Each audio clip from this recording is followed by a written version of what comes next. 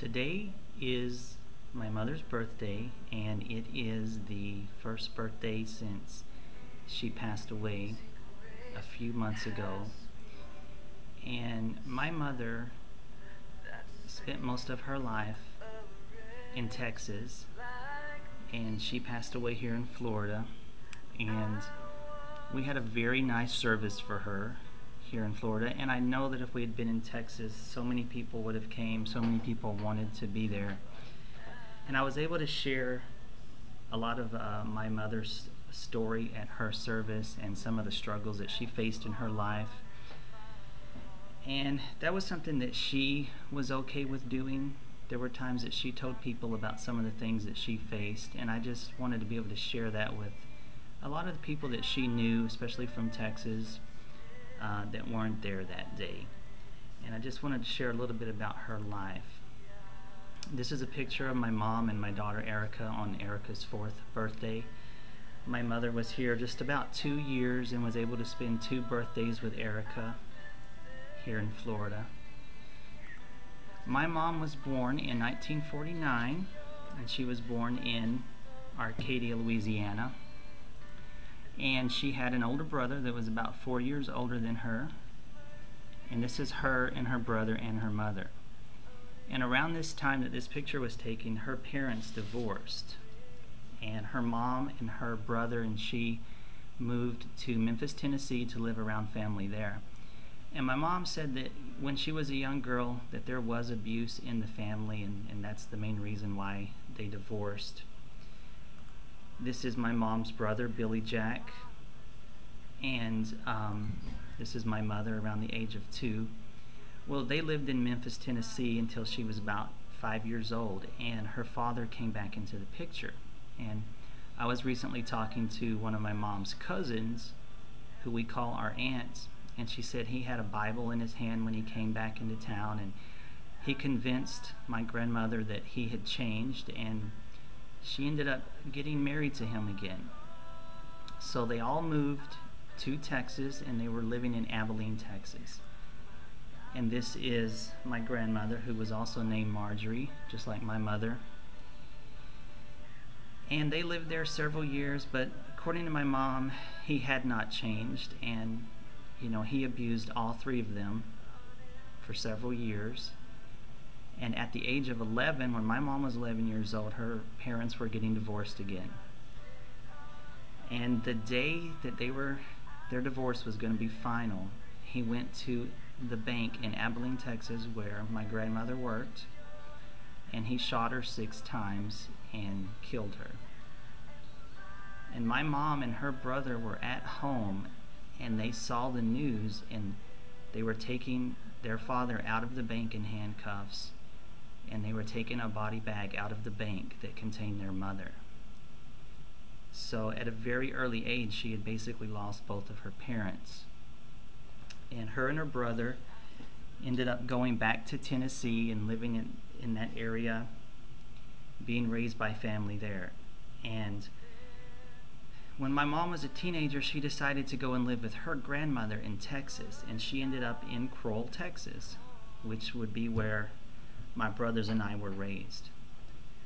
Well, she graduated high school there from Kroll, Texas, and at the age of 19, she got married, and she became pregnant for the first time.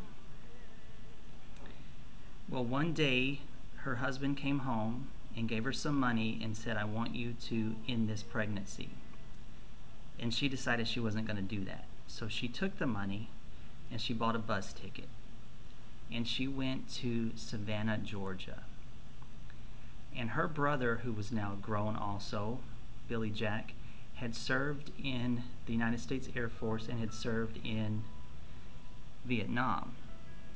And he finished his enlistment and got out of Vietnam and came back, and he and his wife were making their home there in Savannah, Georgia. So my mom went there to live with them, and my oldest brother was born, Glenn. And somewhere along that time, she also met my father. Now, during this time, her brother ended up going back to Vietnam. He went back as a civilian, just like people do today. They go to Iraq and Afghanistan as civilians to work. Well, he was riding in an Army Jeep and it was hit by a bomb and he died. So by her early 20s, my mom had lost her entire family. In 1974, I was born, and then a year later, my brother Donnie was born. And somewhere around 1978 or 79, my mom and dad decided they were going to move to Texas. So they ended up back in Crowell, Texas. Well, after about 4 months, my dad said he didn't want to be there anymore, and my mom determined at this time that he had also had some mental illness issues. Well, he wanted to go back to Georgia and she didn't, so he left and we never saw him again. So now this woman in her early 20s, around the time this picture was taken, had 3 boys to take care of all by herself. And at this point, she had faced so many difficulties in her life. My mother raised us by herself with the help of people from our hometown and church, and she just did her best every day despite all the difficulties that she had faced. One of the jobs that my mom had was she babysat kids for years. I can remember so many times going home and the house just being full of kids that she was babysitting. She would take care of kids in the nursery at church. She was always taking care of kids. And when she passed away, we got so many messages from kids our age, in their 30s and 40s and in their 20s, that just said how much my mom meant to them when they were kids, how much she cared for them. I remember Barbie Bond said that your mom had treated her and her sister like they were her own daughters, and she opened up her home to them. And other kids said that. One guy who's actually in his 40s now said he remembered my mom taking care of her in the nursery at the Methodist Church when he was young, and how she kept him in line. And so many kids sent so many great messages about my mom. I remember Dina Chatfield said that she didn't remember ever seeing my mom where she wasn't smiling. And that was true. My mom was a very happy person. She loved people and she loved serving people. Another thing that she did was she took care of elderly people in home health care, and she really did more than just take care of them. She made sure that all of their needs were met. She always made sure they had a gift for their birthday and for holidays, and I think her career was being a caregiver, and she touched many lives, and many people were affected in such a positive way by my mom. And a lot of them didn't know the struggles that she had faced in her life. And it's amazing that someone can face that kind of stuff and have such a positive outlook and affect so many people. My mom ended up going into the nursing home around the age of 58 because she had a lot of health problems, and that's not something that you see too common. And it was hard for her in the beginning, but just like everything else, she made the best of it. And she affected the lives of everyone in the nursing home. Right away, she started volunteering and helping out. She was in the nursing home in Lubbock for about 1.5 years, and then ended up coming out here to Florida so she could be closer to my kids, and was here for almost 2 years. And she'd only been here about a month, and they made her resident of the month in the nursing home. And so many people loved her there. The people who lived there, the people who worked there, even family members of people who worked there. She made everyone her friend. She volunteered. In the last few months of my mom's life, she was on oxygen all the time. But yet every day she opened up this little store that they had in the nursing home to sell candies and snacks to the residents. Even at times they had to push her down there in a wheelchair with the oxygen. She was there every day to run that store and be a smiling face to the people that lived there. And so all her life, despite the difficulties and struggles she faced, she managed to be positive and affect so many people's lives. When I was talking to my older brother when my mom passed away, and we talked about how she used to make us clean the house and wash dishes, and she taught us how to cook and things like that, he said, you know, she was preparing us to take care of ourselves, and that's definitely what she did. One of her greatest joys was being around kids, and especially her grandkids, and I really felt like God blessed her and us by allowing her to spend her last 2 years seeing her grandkids every week and spend birthdays and holidays with them. She loved my daughter. She always thought that she was the most wonderful princess in the world, and she was so happy when we first had her.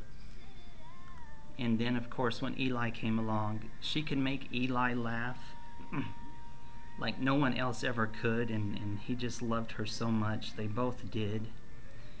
And my wife was also very good to my mother, and my mother was just so happy to be around them. And I was with her the day that she passed away, and I couldn't take my kids to the hospital because they had both had bronchitis and we didn't want them in the hospital. But the night before she passed away, I made a short video of each one of them, and I showed it to her that morning, and I want to show that video real quick because I showed her this the morning that she passed away, and she was really happy to see these videos. And this one is of my daughter. Hi, Mimi. I hope you feel better and come home soon. And get some rest. And get some rest and feel better too. And make sure she eats her food. And make sure she eats her food every time.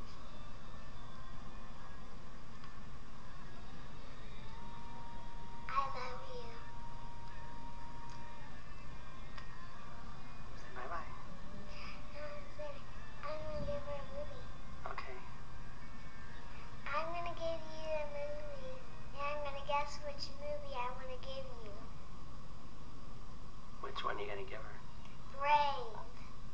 Okay, that's cool. Alright. Right. And this is Eli's video that he made for her. Hi, Mimi. Oh, Mimi. Say, I love you. Yeah. Say, feel better.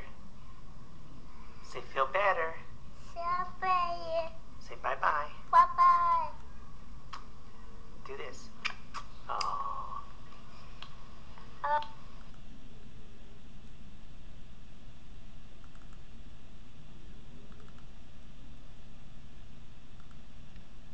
So I hope that the people who couldn't attend her service, I hope you enjoyed this and you're blessed by hearing about my mother's story.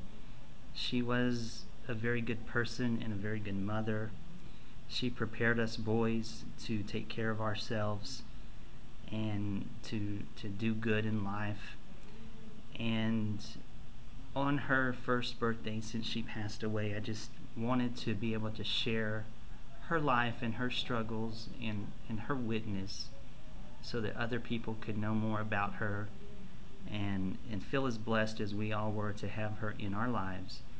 And I just hope that everyone feels blessed by this video, and just want to say happy birthday to my mother.